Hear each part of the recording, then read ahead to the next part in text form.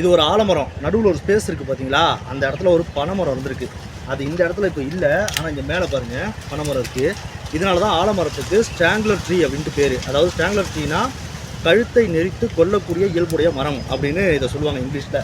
ஏன்னா ஆலமரம்லாம் ஃபிக்குன்னு சொல்லுவோம் இல்லையா, அந்த வகையை சேர்ந்தது. அத்தி மரம், ஆலமரம், அரச மரம், இதெல்லாம் இந்த வகை மரங்கள் எல்லாமே இந்த மாதிரி மேலே ஏதாவது ஒரு மரத்தோட மேலேயோ, குறிப்பாக பனைமரம் இந்த மாதிரி மரங்களோட இந்த மட்டைகளுக்கு இடுக்கில் பெரிய பெரிய பாறைகளுக்கு இடுக்கெல்லாம் விழுந்து அங்கேருந்து வேரை இறக்கி, அது எவ்வளோ பெரிய பாறையாக இருந்தாலும் வேரை பிளந்து முளைக்கக்கூடியது. இதை பற்றி நான் ஏற்கனவே வீடியோவில் போட்டிருக்கேன், முளைக்கக்கூடியது. அதே மாதிரியே பெரிய மரங்களில் விழுந்துச்சுனாலும் அந்த மரத்துலேருந்து அப்படியே கொஞ்சம் கொஞ்சமாக வேரை கீழே இறக்கி காலப்போக்கில் கீழே போய் அந்த பூமியை தொட்டதுக்கப்புறமா வேர் நல்லா நிறைய சத்துக்கள் மண்ணிலேருந்து கிடச்சி இறுக ஆரம்பித்து பெருக்க ஆரம்பித்து நடுவில் இருக்க அந்த மரத்துக்கு எந்த சத்துக்களும் கிடைக்காத அளவுக்கு அதை போட்டு நெருக்கி மூச்சு திணற வச்சு காலப்போக்கில் கொன்னுடும். இந்த மாதிரி பனைமரங்களை இது நிறையா கொல்லும்.